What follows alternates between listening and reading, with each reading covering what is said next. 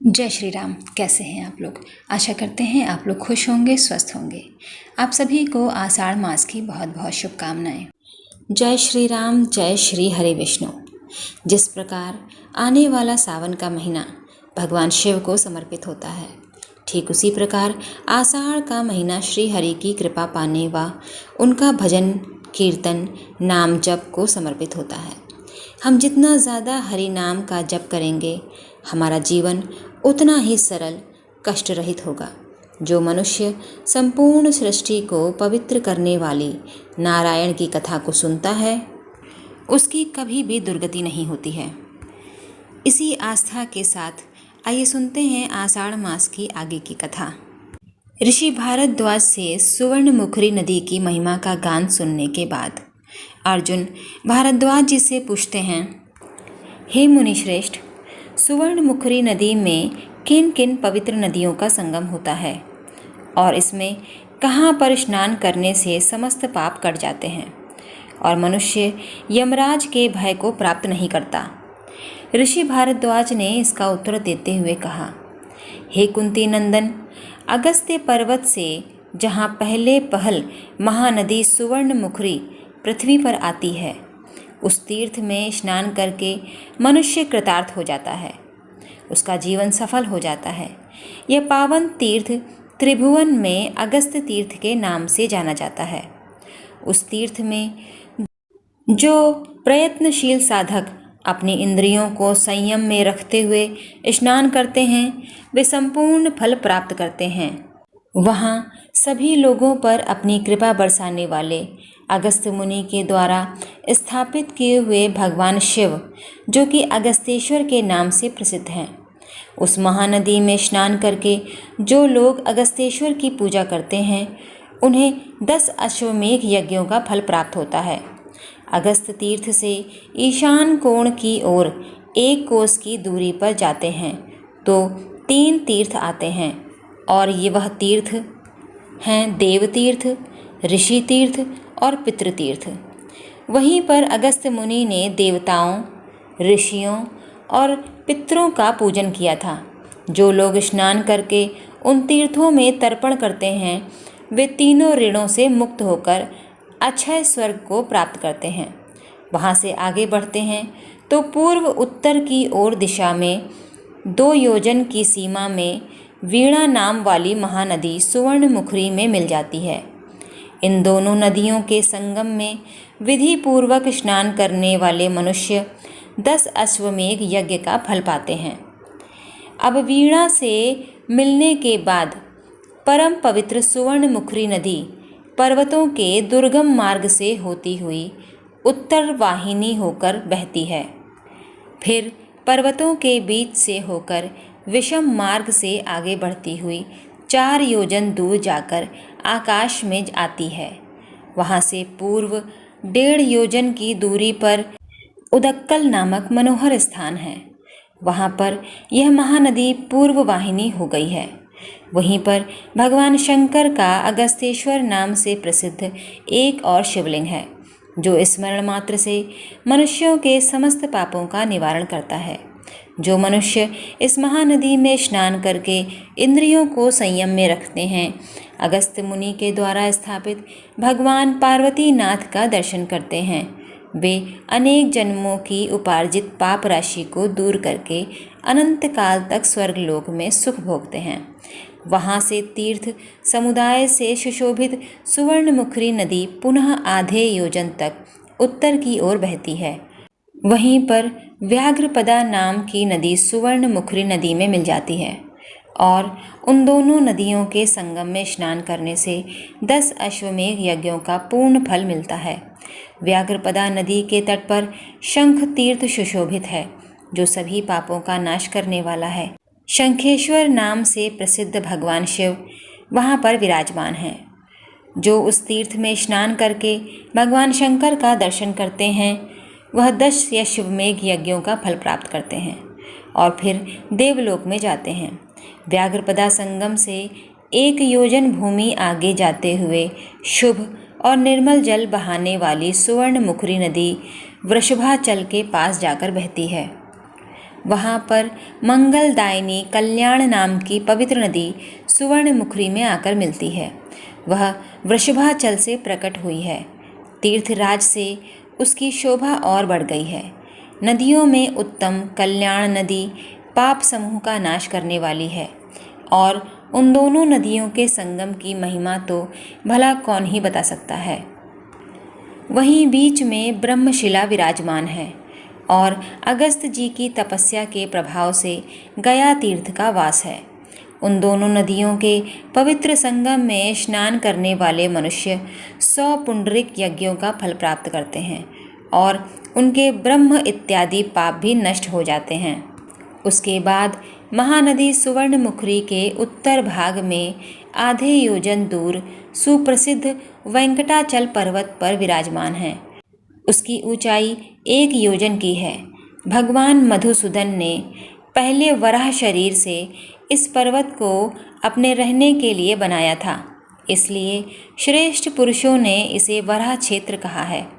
वेंकटाचल पर भगवान विष्णु श्री लक्ष्मी जी के साथ सदैव निवास करते हैं। जो लोग वेंकटाचल निवासी जगदीश्वर विष्णु का स्मरण करते हैं वे सभी दोषों से रहित होकर सनातन अविनाशी पद को प्राप्त करते हैं। ऋषि भारद्वाज की इस बात को सुनकर अर्जुन के मन में एक और प्रश्न आया। उन्होंने पूछा कि हे महामुनि, लक्ष्मीपति भगवान विष्णु परम पवित्र वेंकटाचल पर्वत पर कैसे प्रकट हुए? किस पुण्यात्मा पर प्रसन्न होकर उन्होंने भोग और मोक्ष प्रदान करने वाले अपने इस अद्भुत रूप को प्रकाशित किया?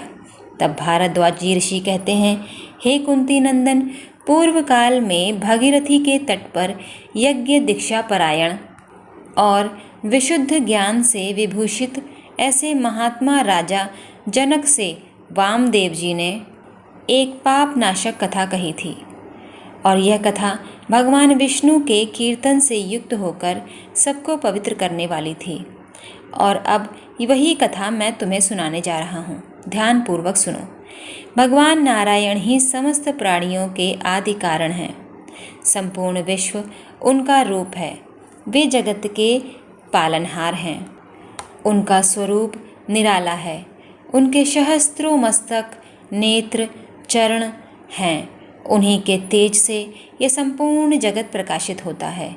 वे भगवान श्री हरि सदैव समस्त प्राणियों में विद्यमान हैं। समस्त जीव उनमें निवास करते हैं। वे पवित्रों में परम पवित्र हैं। जिनके पास आश्रय नहीं है वे उन्हें आश्रय प्रदान करते हैं। देवताओं के देवता हैं और कल्याणमयी वस्तुओं में भी परम कल्याण स्वरूप हैं। जनार्दन भगवान विष्णु का आदि और अंत नहीं है। उनके स्वरूप को इधम रूप से जान लेने में ब्रह्मा आदि भी मूढ़ हैं। वे अजन्मा होकर भी जन्म लेते हैं। वे सदैव शत्रुओं का नाश करते हैं और स्वतंत्र होकर भी अपने भक्तों के अधीन रहते हैं। भगवान श्री हरि के 4 स्वरूप और हैं जो कि चतुर्व्यूह नाम से प्रसिद्ध हैं और उनके नाम हैं संकर्षण, वासुदेव, प्रद्युम्न और अनिरुद्ध। पहले प्रणव का उच्चारण हो, तत्पश्चात भगवान के प्रकाशमान हृदय स्वरूप नमः पद का उच्चारण हो। उसके बाद भगवान और वासुदेव यह 2 पद हों। इनसे जो मंत्र बनता है वह मंत्र है ओम नमो भगवते वासुदेवाय। यह मंत्र भगवान के स्वरूप का प्रकाशक है। जो प्रतिदिन एकाग्र चित्त होकर इस मंत्र का जाप करता है वह भगवान विष्णु की कृपा से समस्त ऐश्वर्यों को प्राप्त करता है। भगवान श्री हरि ने कल्प के आदि में जिस प्रकार प्राणियों का निर्माण किया है अब मैं वह सुनाता हूँ। सृष्टि का चिंतन करते समय भगवान विष्णु का जो रजोगुण युक्त तेजोमय स्वरूप प्रकट हुआ वह ब्रह्मा के नाम से विख्यात हुआ। उन्हीं भगवान के मुख से त्रिभुवन के स्वामी इंद्र और अग्नि उत्पन्न हुए। उनके करुणापूर्ण शीतल हृदय से चंद्रमा प्रकट हुए जो जल समस्त औषधि वर्ग तथा ब्राह्मणों के रक्षक हैं। भगवान के नेत्रों से संपूर्ण विश्व को प्रकाशित करने वाले तेजोनिधि सूर्य देव उत्पन्न हुए जो जाड़ा, गर्मी और वर्षा काल के कारण हैं। श्री हरि के प्राणों से समस्त जगत के प्राण स्वरूप महाबली वायु का उदय हुआ, जो ग्रह नक्षत्र आदि को धारण करते हैं। भगवान की नाभि से अंतरिक्ष और मस्तक से आकाश की उत्पत्ति हुई, जो समस्त भूतों के आविर्भाव का कारण है। भगवान के चरण बिंदों से सभी भूतों को आश्रय देने वाली पृथ्वी उत्पन्न हुई। उन परमात्मा के कानों से संपूर्ण दिशाएं प्रकट हुईं। उनके चिंतन मात्र से भूपवाह आदि लोक, रसातल आदि पाताल और यक्ष राक्षस गण आदि उत्पन्न हुए।